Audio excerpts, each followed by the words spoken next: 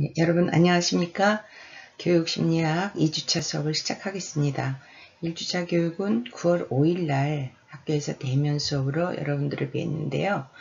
1주차에서는 교육심리학이 어떤 공부인가에 대해서 개괄적인 설명을 했습니다. 교육학과 심리학이 합쳐진 그런 실용학문이라는 얘기를 했고요. 오늘은 2주차 수업으로 이제 이론 첫 번째 인지 발달에 대한 부분을 공부하도록 하겠습니다. 오늘 주로 우리가 공부해야 될 핵심 내용은 피아제 이론과 비고스키 이론을 공부하고 두 이론의 공통점과 차이점을 한번 비교해 보도록 하겠습니다. 피아제라는 사람은 스위스에서 태어난 그런 학자고요.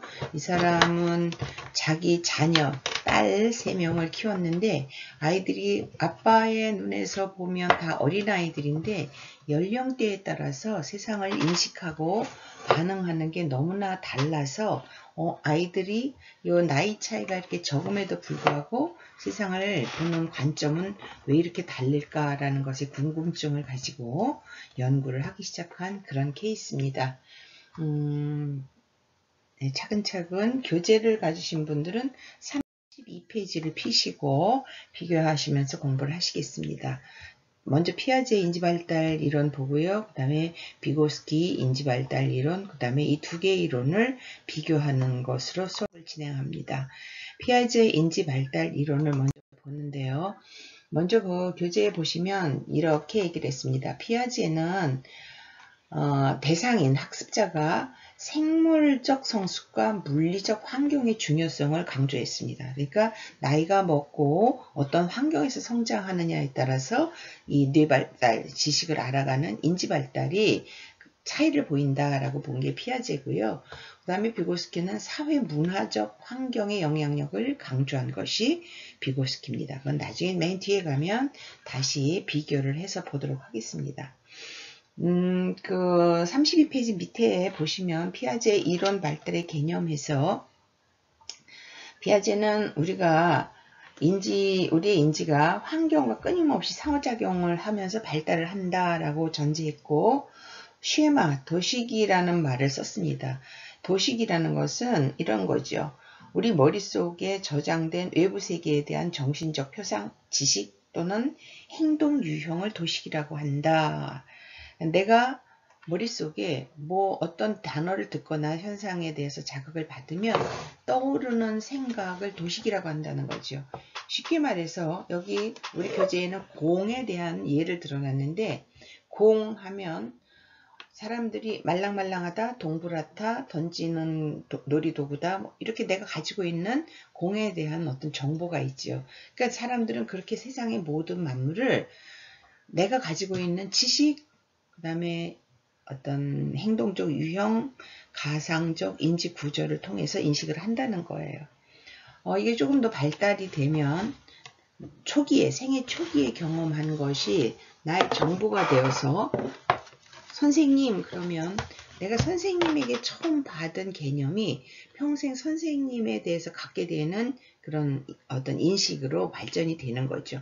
처음에 만난 선생님이 굉장히 인자하고 따뜻하고 또 나에게 모든 어려움을 해결해주는 좋은 분을 만났으면 나는 선생님에 대한 평생의 개념이 좋은 분이야. 선생님은 참 나에게 도움이 되고 또 부모님처럼 나에게 여러 가지를 도움을 주는 굉장히 훌륭하신 분들이야 라는 도식을 갖게 되는데 반대의 경우면 선생님은 근엄하고 쌀쌀맞고 엄격하고 잘못하면 선생님한테 혼이 나는 대상으로 도식을 갖게 되면 그 사람은 평생 선생님에 대해서 심리적 거리감을 좁히지 못하고 어려운 가운데 성장할 수밖에 없는 그런 것을 이제 피아제 인지발달에서 도식이라고 설명을 했습니다.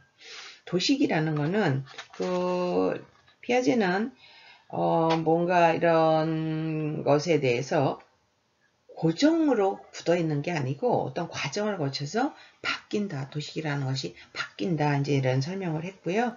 그것은 그 뒤에서 설명을 다시 풀어서 합니다. 34페이지에 보시면 그 도식과 동화와 조절에 대한 설명이 쭉 나와 있습니다. 도식은 이런 거라는 거죠. 적응과 조직의 과정을 통해서 형성되는데 모든 유기체는 이 두 가지 경향성을 가지고 태어난다. 그러니까 내가 머릿속에 가지게 된 어떤 세상의 모든 사물에 대한 모든 것에 대한 인식을 말하는 거고요. 그 다음에 동화는 내가 이미 그걸 가지고 있어요. 그런 개념에 대해서. 그런데 그래서 모든 것을 다 그렇게 인식을 하고 있는데 맞아. 그게 내 말이 맞지. 내 생각이 맞지. 이렇게 생각하는 게 도식이에요. 그래서 도식을 아니 동화예요. 동화는 거기 예를 들어보면 이런 거죠. 이 아이가 성장하면서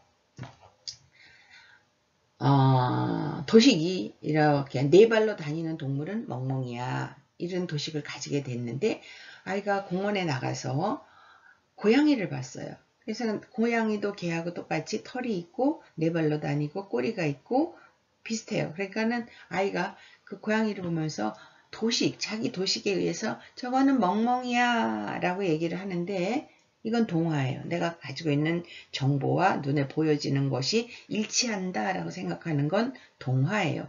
그런데 옆에서 엄마가 아니야 저거는 멍멍이가 아니고 야옹이야. 그러면 생긴 거는 굉장히 비슷한데 대상이 다른 대상이라는 거를 이제 고쳐야 되잖아요. 이렇게 새로운 대상에 맞게 도식을 바꾸는 것을 조절이라고 하는 거예요. 우리가 우리 모두가 어렸을 때 어떤 세상에 대해서 아는 것은 굉장히 제한적이잖아요. 그리고 그것이 잘못된 부분도 굉장히 많아요. 그래서 성장해 가면서 내가 먼저 갖게 된 어떤 개념을 지속적으로 동화와 조절을 거쳐서 우리의 인식의 폭을 넓혀가는 거예요. 동화는 그래 맞아 내가 안 것이 맞는 거야 라고 인식하는 게 동화고 조절은 잘못 알았구나 이건 그게 아니구나 라는 거를 바꿔나가는 과정이 조절이에요. 그렇게 하면서 우리는 세상에 대해서 많은 사물에 대한 인지의 영역을 넓혀가는 거죠. 이것이 아이들에게만 해당되는 게 아니라 성인들도 우리 삶 가운데서 끊임없이 그런 과정을 반복한다는 얘기를 하고 있어요. 여러분들이 휴대폰을 새로 구입했어요. 새로 좋은 휴대폰이 나와서 구입했어요. 그러면 전에 쓰던 나의 휴대폰의 사용 방법과 새로 구입한 것이 다르죠. 기능이 달라요. 그러면 일정 부분 같은 부분이 있을 때 문자를 보낸다든지 전화를 주고받는다든지 아니면 은행 업무를 본다든지 이런 것에 대해서 익히면서 이것은 맞구나 이렇게 전에 것도 이렇게 했는데 이렇게 하면 되는구나 라는 부분과 이건 좀 달라졌네 이것은 내가 좀 더 숙지하고 방법을 바꿔서 잘 이해하고 써야겠다라는 것은 조절이 일어나는 거죠. 우리는 성인이 되었음에도 불구하고 동화와 조절을 반복적으로 활용해가면서 세상의 모든 사물을 알아간다 이렇게 설명을 했습니다. 여기 조직이라고 그랬는데 조직 조작이라는 게 맞겠죠. 여기 보시면 유기체가 일관성 있는 체계를 형성하도록 통합하는 기능을 말하는데 아기가 물건을 처음에는 보는 것과 잡는 것이 일치하지 않아요. 눈에 보이지만 그것을 손으로 잡는 것이 그렇게 동시에 이루어지지 않아요. 근데 수업은 반복적인 어떤 연습을 통해서 가능해지죠. 여기 제일 쉬운 게 아이들 밥 먹는 거예요. 아기들 처음에 숟가락을 가지고 밥을 떠서 입에다 놓을 때 한 번에 흘리지 않고 밥을 입에다 싹 누워서 깨끗하게 식사를 하는 아이들은 없어요. 그러니까 아이가 밥을 뜨는 작업과 그것을 이동해서 입에다 넣는 것이 일치하진 않죠. 그러니까 그런 어떤 아이들이 갖고 있는 초기 단계에서의 모든 발달의 과정을 도식, 조작, 적응, 조직 이런 4개의 개념을 도입해서 설명한 것이 피아제라는 사람의 이론, 처음에 초기 단계 이론입니다. 조직을 보시면 이런 거죠. 물리적 또는 심리적 구조를 보다 높은 수준의 체계로 이동하는 기능이다. 아이가 이렇게 자기가 마음대로 나와서 접근할 수 없는 방어벽이 있는데 여기 맛있는 빵이 있어요. 그래서 이 빵을 가지고 가서 먹으려고 했는데 빵이 길어서 방어벽 사이로 뺄 수가 없어요. 아이가 어떻게 해요? 고민을 하다가 빵을 가로로 하니까 안 되니까 세로로 세워서 자기가 먹을 수 있도록 빵을 이동했죠. 자기 편으로. 그래서 빵을 맛있게 먹는다. 이거는 뭡니까? 아이들이 점점 생각할 수 있는 힘이 생기고 그런 것을 어떻게 변형을 해서 내 목표를 달성할 수 있을까? 이런 것을 조직이라고 설명을 했습니다. 그 다음에 피아제의 인지발달 이론을 보시면 35페이지입니다. 전제. 첫째, 피아제의 인지발달 단계를 이렇게 전제를 했습니다. 첫째는 각 단계는 서로 질적으로 다른 인지구조와 능력의 출현으로 특정 지어진다.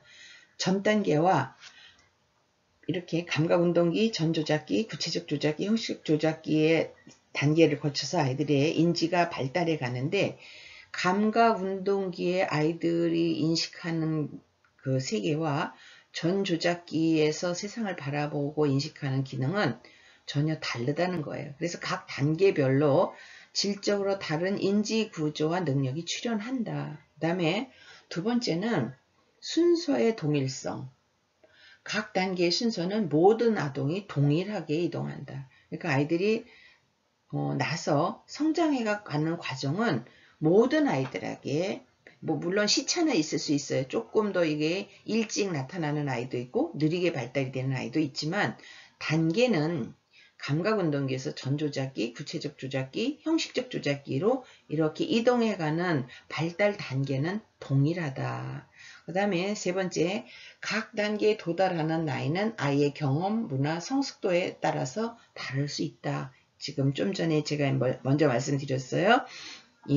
아이가 어떤 환경에서 무슨 자극을 받고 자라냐, 그 다음에 나이라든지 그런 또 개인이 가지고 있는 어떤 특성, 기질적인 특성, 신체적 조건 이런 거에 따라서 조금씩 차이가 나타난다. 이렇게 전제를 했습니다. 그 다음 이 발달 단계에서 첫 번째 제일 중요하게 다뤘던 것이 이제 감각운동기죠. 감각운동기는 감각운동적 도식이 발달하는 시기고 반사행동에서 목적을 가진 행동으로 발전합니다. 이때 제일 중요한 특성은 대상영속성이라는 것이 습득이 되는데 대상영속성은 대상이 시야에서 사라져도 계속 존재한다는 것을 깨닫는 능력을 대상영속성이라고 그래요. 보통 18개월에서 36개월 아니면 좀 작게 스펙트럼을 좁히면 24개월 안에 이런 경험을 하게 되는데 대상 영속성이 생기기 전에는 아이들이 공을 가지고 놀다가 공이 또르륵 굴러서 눈에서 보이지 않으면 안 찾아요. 그런데 아이들에게서 이 대상 영속성이라는 것이 습득이 되면 이제 공을 가지고 놀다 공을 놓쳐서 없어지면 지금 내 눈에는 보이지 않지만 어디엔가 있다고 생각을 하기 때문에 공을 찾는 거예요. 그래서 이때 어떤 현상이 나타나나 같이 놀던 엄마가 없어지면 엄마가 내 눈에 앞에 보이지 않으면 그 전 단계에서는 찾지를 않는데 요 단계가 되면 엄마가 없어지면 어디엔가 있다고 생각하기 때문에 울면서 엄마를 찾는 거죠. 그래서 엄마와 분리가 이제 힘들어지는 시기가 대상 영속성이 나타나면서부터 아이가 그런 행동을 보이고 그런 어려움을 또 겪게 되는 거죠. 어려움이라기보다는 발달 단계의 특성이라고 이해하시면 되겠습니다. 여기 보시면 사진으로 이렇게 설명을 해놨어요. 여기 이 단계에서는 인형, 곰인형을 여기 아이가 보면 이게 인형이구나 라는 것을 인식하지만 종이로 가려서 인형을 보이지 않게 하면 안 찾아요. 이거는 대상 영속성이 만들어지기 전 단계고요. 그 다음에 이 대상 영속성이 형성되어지면 이 종이를 가려서 인형이 보이지 않아도 어디엔가 있다고 얘가 찾는 거죠. 이런 거를 의미하는 그런 사진으로 이해하시면 됩니다. 그 다음에 전조작기라는 게 나오죠. 2세에서 7세까지. 이게 이제 보통 유아기 아이들에게 해당되는 단계인데요. 이때는 아이들이 아마 성장해가는 과정에 굉장히 어른의 입장에서 보면 신기하고 재미있는 여러 가지 다양한 현상을 보이면서 발달해 갑니다. 언어와 상징 같은 표상적 사고 능력이 발달되는 시기고요. 이때 전조작기의 가장 큰 특징은 직관적 사고를 한다는 거예요. 직관적 사고는 뭐예요? 현저한 지각적 특성으로 대상을 파악하는 사고인데 눈에 보이는 대로 믿는 것을 직관적 사고라고 그래요. 내 눈에 보이는 거. 그래서 우리 교재에 엄마가 가면을 쓰고 귀신 가면을 쓰고 아이 앞에 나타나면 엄마인 것을 보았는데도 그 가면이 귀신으로 인식하면서 무서우니까 공포에 뭐 울음을 운다든지 무서워서 아이가 특정한 어떤 행동을 보이는 거죠.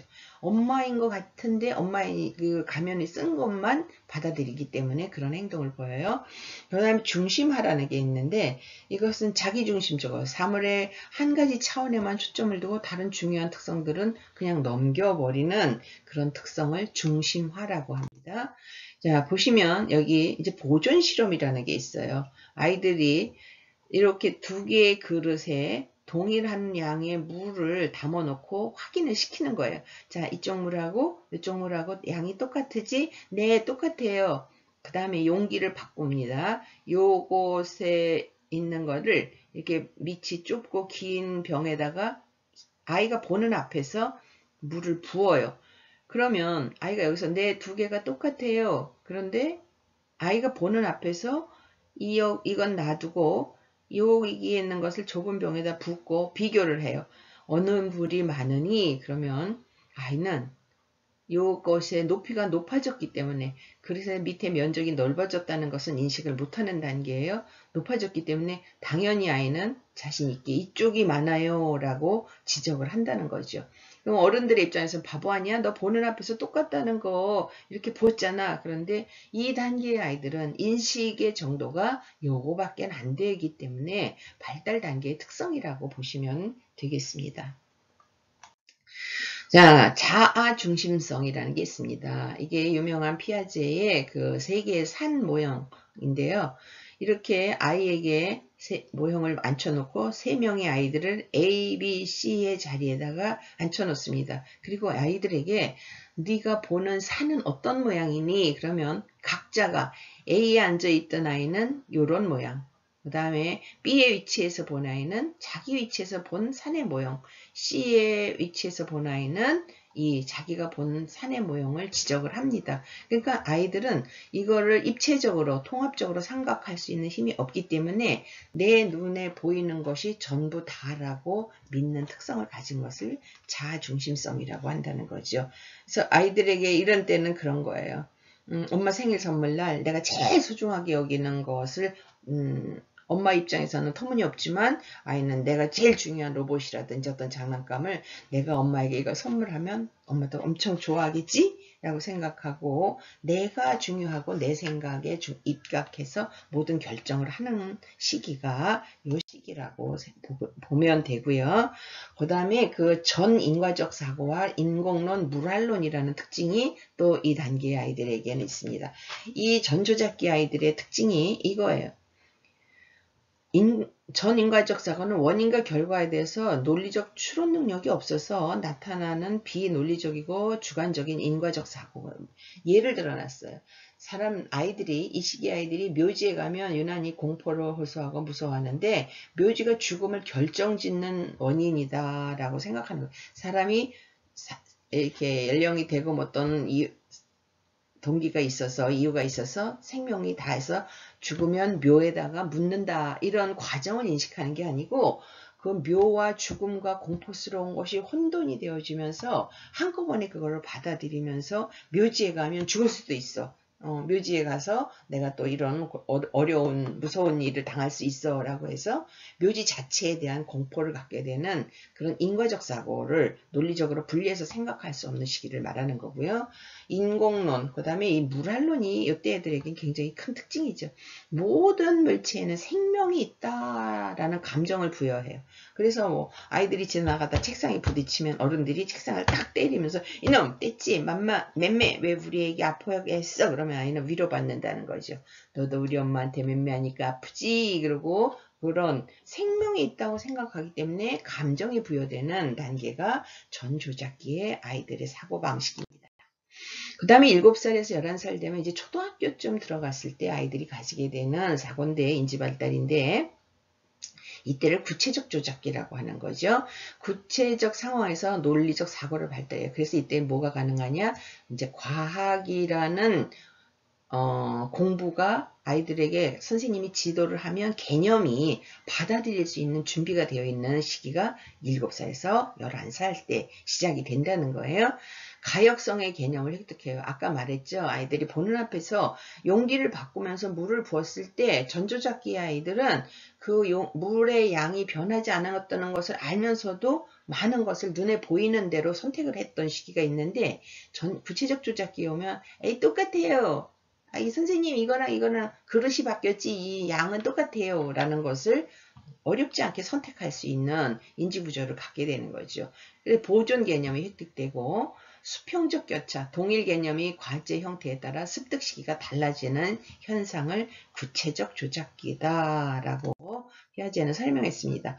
여러분들이 가지신 교재 41페이지를 보면 그 구체적 조작기의 아이들이 세상을 인식하는 그런 물리적 현상을 인식하는 재미있는 그림을 쭉 이렇게 나열해서 여러분들의 이해를 돕고 있습니다. 하나만 먼저 보면 이렇게 줄을 간격을 맞춰서 놨던 것, 숫자는 똑같아요. 12개가 똑같아요. 그런데 여기에서 이렇게 간격을 벌려서 놓고 어느 것이 많으냐라고 아이들에게 질문을 했을 때 전조작기 아이들은 고민 안 하고 이것이 많다고 여기를 딱 지적을 합니다. 왜냐? 많아 보여요. 늘어놓으니까 많아 보여요. 그래서 이게 많아요 라고 하지만 구체적 조작기의 아이들에게서는 이렇게 놔도 양은 똑같아요. 하나, 둘, 셋, 넷, 다섯 숫자를 세면서 양은 똑같아요 라고 말할 수 있죠. 그 다음에 여기도 마찬가지예요. 이게 만약에 여기서는 찰흙이라고 얘기를 했는데 찰흙을 똑같은 모양으로 빚어놓고 이것이 어떤 것이 더 크냐 어느 게 더 많으냐 라고 물어봤을 때 그 다음에 하나를 눌러서 납작하게 해서 형태를 크게 만들어 놓고 어떤 것이 더 크냐라고 물어보면 전조작기의 아이들은 이게 커요, 이게 더 많아요 라고 지적을 하지만 구체적 조작기에 들어오면 똑같아요. 형태는 바뀌었지만 양은 똑같아요. 그러니까 이런 길이의 개념, 용기에 따라서 양의 그 보존 개념 이런 것이 구체적 조작기에는 이해도 할 수 있고 사고도 할 수 있기 때문에 과학 교육이 가능한 것을 구체적 조작기에 이제 우리가 지도할 수 있는 그런 식이죠. 그 다음에 이때 특징이 탈중심화, 유목화, 서열화라는 개념이 있습니다. 그건 뭐냐면 구체적 조작기의 유목화라는 것은 이런 거예요. 유목화는 부분과 전체의 논리적 관계, 상하관계를 이해할 수 있어요. 여기 책에 예를 들어놨을 때 유목화 이런 거예요.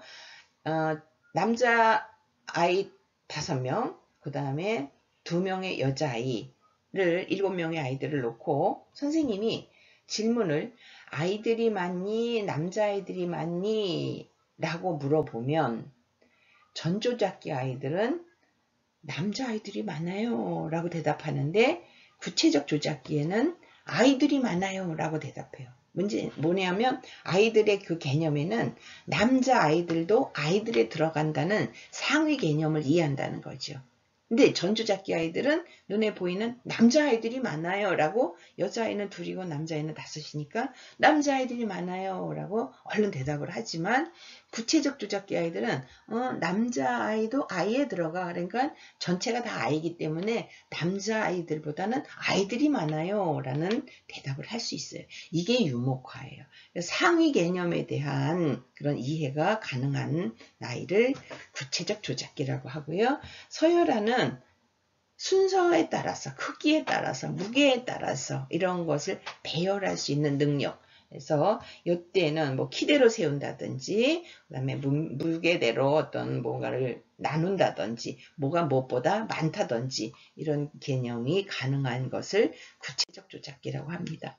11살 이후에는 형식적 조작기인데 이런 모든 것을 논리적으로 또 추상적으로 해결할 수 있는 힘이 생기고 가설 연역적 추리가 가능합니다. 조합적 추리도 할 수 있는 것이 이제 형식적 조작기에 들어가서 할 수 있는 그런 힘이 발달 단계에 따라서 진행이 이렇게 된다라고 피아제가 설명을 하고 있습니다.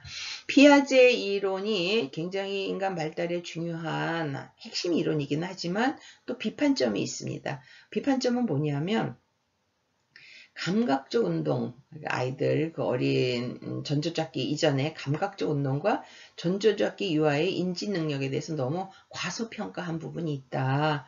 아닌 그 피아제가 연구한 것보다 훨씬 더 이 고또래 아이들은 자기 개인이 가지고 있는 인지 능력이 개인차도 있을 수 있고 다른 피아제가 인식한 것보다 훨씬 더 뛰어난 어떤 능력, 인지 능력이 있는 것도 있는데 이게 너무 과소평가된 부분이 있다.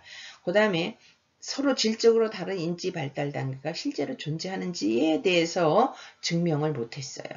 사회 문화적 환경보다 생물적 성숙이 발달에 더 큰 영향을 미친다고 주장했는데 생물적인 것, 인간의 발달을 생물학적인 것만 가지고는 설명하기에는 한계가 있지요. 왜냐하면 어떤 문화와 어떤 교육을 받으면서 환경에서 성장하는가가 굉장히 인간에게는 중요한 요인이 되기 때문에 이런 한계점이 있습니다. 그러나 이 피아제 이론을 통해서 우리는 이런 것에 도움을 받습니다. 아동의 사고 능력을 키워주는 교육이 중요하고 발달 단계에 맞는 교육을 해야 된다. 어른 중심의 교육이 아니고 아이들이 생각할 수 있는 능력이 이렇게 발전해가는 과정에 맞는 교육을 하는 것이 중요하고 눈높이 교육이 필요합니다. 그 다음에 발달 단계를 훌쩍 뛰어넘는 선행학습은 바람직하지 않다. 왜냐하면 아무리 열심히 어른들이 가르쳐줘도 아이는 그걸 이해할 수 있는 힘이 없기 때문에 선행학습이라는 것이 그렇게 바람직하지 않아요. 이거는 어른들의 조급증에 의해서 생겨난 하나의 어떤 사회의 풍습이지 아이들의 발달 단계를 이해한다면 선행학습은 굳이 우리가 그렇게 시간과 에너지와 돈을 들여서 진행할 필요는 없어요. 예, 이것은 교육을 하는 측면에서는 조금 우리가 잘 생각해서 진행해야 되는 부분, 그 다음에 수업의 대립 전략을 잘 활용해라. 이런 거는 피아제 이론에서 도움이 되고 교육을 하는 입장에서는 잘 이것을 활용하는 것이 아이들을 양육하거나 교육하는데 바람직한 그런 이해점이다라고 보시면 되겠습니다.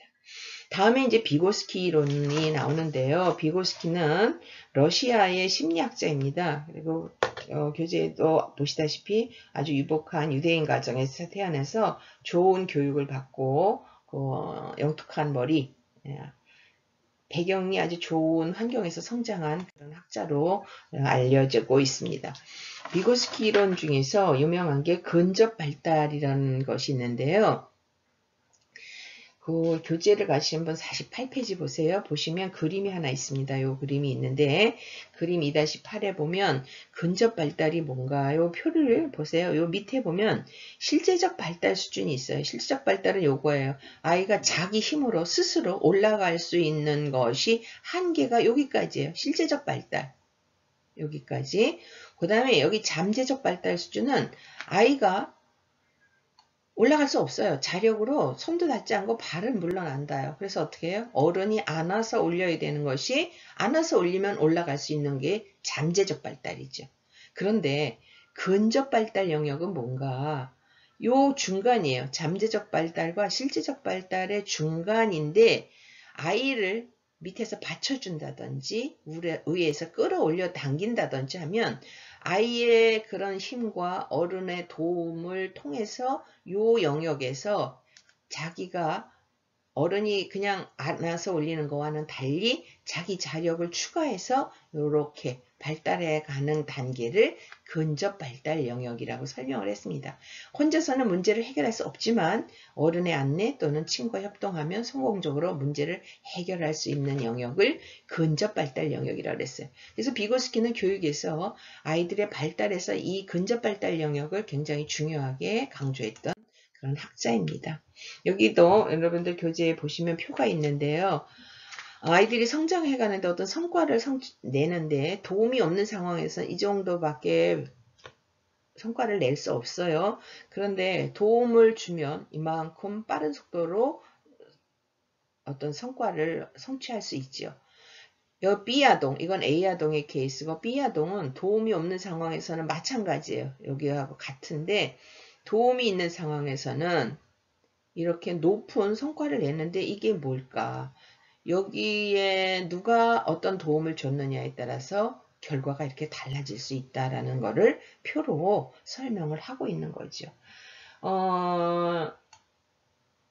그거를 비고스키는 비계라는 단어로 설명을 했어요. 여러분들 공사 현장에서 이 비계 발판이라고 하죠. 이거를 많이 보셨을 거예요. 비계가 뭡니까?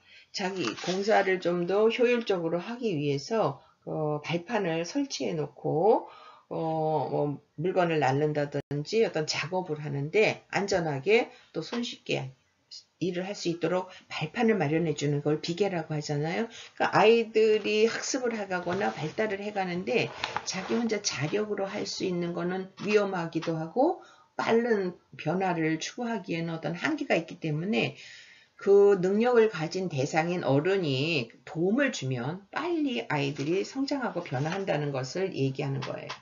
이거에 대해서 우드나 브레너 로스라는 사람이 비계 설정이라는 것으로 이름을 붙였고, 비계 설정은 근접 발달 영역에서 제공되는 더 뛰어난 친구나 성인의 도움을 뜻한다라고 설명을 하고 있습니다. 한 예로 자전거 배우는 것을 이제 설명을 해요. 두발 자전거를 처음에 탈 때 아이들이 겁나고 못 가지요. 넘어지고 자꾸 넘어져요. 그래서 누가 아빠가 주로 오빠가 삼촌이 뭐 이렇게 어른이 뒤에서 자전거를 잡아줘요. 힘 있는 사람이. 아이는 앞만 보고 가고 뒤에서 내가 잡았으니까 페달을 열심히 밟아 라고 어른들이 도움을 주죠. 그래서 아이가 차츰차츰 중심을 잡기 시작하면 어른이 뒤에서 이렇게 손을 뻗치면서 내가 있으니까 안심하고 뒤돌아보지 말고 앞을 향해서 달려라고 얘기를 하면서 도움을 줘요. 그래서 아이가 안전하게 갈 수 있을 때 어른들은 손을 띄고 뒤에서 아이가 잘 나가는 것을 지켜보면서 박수하고 칭찬해주고 이렇게 이제 네가 완전히 스스로 자력으로 혼자 탈 수 있구나 라고 인정을 해주는 거예요. 이게 비계라는 거고, 이것이 교육과 아동 발달에 굉장히 중요한 단계다라고 설명한 게 비고스키의 인지발달 이론이에요. 그래서 그 비계의 유형을 뭘로 냈냐면 모델링, 본을 보여주는 거, 그 다음에 소리내어 생각하기, 중얼중얼 내가 소리를 내서 자기 확신을 갖게 되는 거. 여러분들이 가끔 TV에서 보잖아요. 운동선수들이 뭐 펜싱을 하기 전에 할 수 있어! 할 수 있어! 라고 소리를 내잖아요. 자기 확신을 스스로 심어주는 거예요. 할 수 있어 소리 낸다고 할 수 있는 건 아니지만 내 내면의 각오를 다지고 용기를 갖게 하는 그런 방법. 이게 소리 내어서 성취율을 높여주는 비계 설정이 되죠. 그 다음에 질문하기, 수업 자료 조정하기. 너무 엄청난 자료 뭔가를 제시했을 때 할 수 없어요. 자신감도 떨어지고. 그래서 거기서 구체적으로 도움이 될 수 있는 어떤 자료를 제공해서 한 단계 한 단계 올라갈 수 있는 결과도 확인하고 목표도 수정하고 이런 것을 얘기합니다. 그 다음에 길잡이와 힌트라는 방법도 있다. 이렇게 설명합니다. 비고스키 인지발달 이론에서 중요하게 다루는 게 언어예요. 아이들 발달에서 언어가 얼마나 중요한 도구인지. 언어라는 거는 뭐냐면 이렇게 얘기했어요. 비고스키와 피아제가 언어 인지 발달에서 굉장히 좀 중요하게 다루고 있는데, 특히 피아제는 언어를 현재의 생물적 인지 발달 수준으로 보여주는 통로점으로 강조했어요. 그러니까 피아제는 비고스키에 비해서 언어에 대한 중요성을 그렇게 강조하진 않았어요.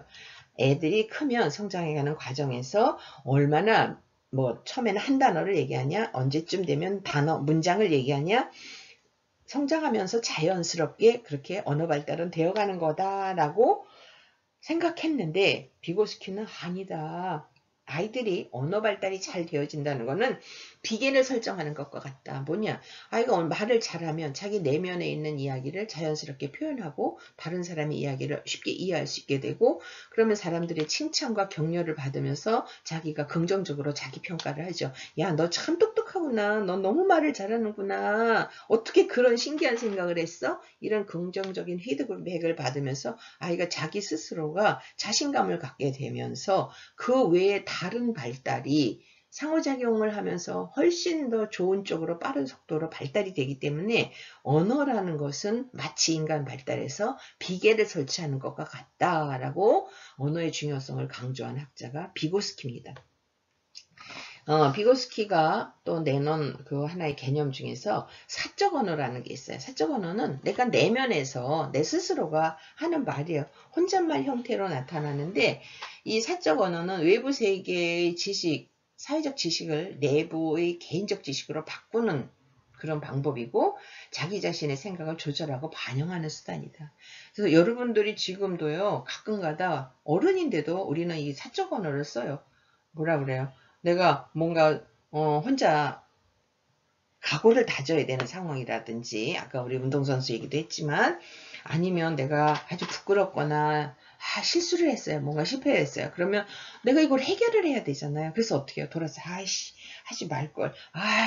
나 왜 항상 이렇게 실수를 자꾸 하지. 나 많이 부족한 사람인가 봐. 이렇게 하면서 뭐야? 내 내면에 있는 불편함을 밖으로 덜어내잖아요. 이것을 우리는 사적 언어라고 하는 거예요. 사적 언어는 아동의 경우는 자기의 실제 능력보다 약간 더 어려운 문제에 직면했을 때 사적 언어를 통해서 주변 사람들의 도움을 청해요.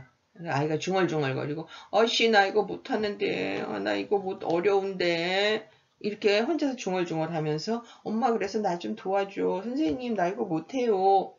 선생님에 대해서 선생님 나 이거 못해요가 아니라 혼자서 중얼중얼 나 못하는데 자신 없는데 이렇게 얘기할 때 옆에서 어른들이 듣고 아니야 할 수 있어 다시 한번 해보자 라고 해서 아이에게 용기를 주던지 아니면 아이와 이렇게 뭔가 정서적 교감을 해서 도움을 주는 과정을 얘기하고 이 사적 언어가 이제 내적 언어로 발전해가는 과정을 겪으면서 발달해 나간다라고 설명한 것이 비고스키의 인지발달 이론입니다.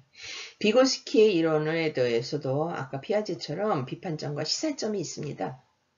비판점은 너무 연구를 한 대상이 유럽 중심이고 또 여기에 유럽뿐만 아니라 굉장히 탁월한 어떤 환경에서 성장한 좋은 양질의 교육을 받은 성인들, 남자들을 대상으로 연구했기 때문에 여자들이 비고스키의 연구 대상에서는 많이 배제가 됐어요. 그래서 이 비고스키의 이론에 대한 비판점에서는 너무 특정 계층에 대한 대상을 연구한 것이 한계점이다라는 지적을 받아요. 그 다음에 생물학적인 인지 발달에 대한 설명은 부족해요. 아까 피아제는 사람이 나서 나이를 먹고 성장해가는 과정에 따라서 발달해 간다라고 설명을 했는데 비고스키는 그 부분이 굉장히 많이 약해요. 취약해요. 그래서 이런 생물학적인 부분의 발달에 대한 설명이 부족한 게 또 비고스키의 비판점이에요. 아동의 발달은 환경의 산물이므로 개체의 능동적인 발달이 일어나기 어렵다고 주장했어요. 아이들이 환경의 영향을 받기 때문에 자기 스스로가 내면에 있는 자기의 잠재력을 잘 발달시키는 것이 어렵다라고 주장했는데 이것도 아니라는 거죠. 왜냐하면 아이들은 내 내면에 있는 잠재력과 가능성을 나이가 지나고 먹고 세월이 경과되면서 자연스럽게 발현하는 그런 힘이 인간에게는 기본적으로 있는 거잖아요. 근데 비고스키는 그거를 환경의 영향에다가 강점을 뒀기 때문에 강조하는 점을 환경에다가 뒀기 때문에 그런 것에 대한 어떤 제한점이 비고스키가 비판을 받는 세 가지입니다. 그러나 아까 피아제처럼 비고스키도 우리가 교육을 하는데 도움을 주는 시사점도 있습니다. 학습이 발달하는 선행하는 것은 바람직하다. 수업이 발달에 선행하는 것이 바람직하다. 아까는 선행학습이 바람직하지 않다고 그랬잖아요. 근데 여기는 어떤 거냐면 도움을 주는 아이들의 수업이 발달해 나가는데 앞서서 어른이 뭔가 도움을 주고 모델이 되어서 그것이 좋은 긍정적 자극을 주는 데에는 잘 활용을 하면 좋다. 이렇게 이해를 한 거고요. 협동학습을 적극적으로 활용했어요. 혼자 하는 게 아니라 비계를 설치해서 서로 힘을 합치고 부족한 점은 서로 보완하면서 협동해서 학습하는 것이 훨씬 더 효율적이다라고 강조한 게 비고스키의 시사점. 문제 해결을 위해서 사적 언어를 활용하도록 지도해야 된다. 내 내면에 있는 거를 언어 발달을 통해서도 내가 이렇게 밖으로 내 생각을 표현하는 걸 통해서 확인이 되고 확신이 되기 때문에 그런 방법을 적극 활용을 해라. 그 다음에 비계 설정을 구체적으로 하고 다양하게 해서 학습에 도움이 되는 것으로 진행을 해라 라고 설명을 합니다.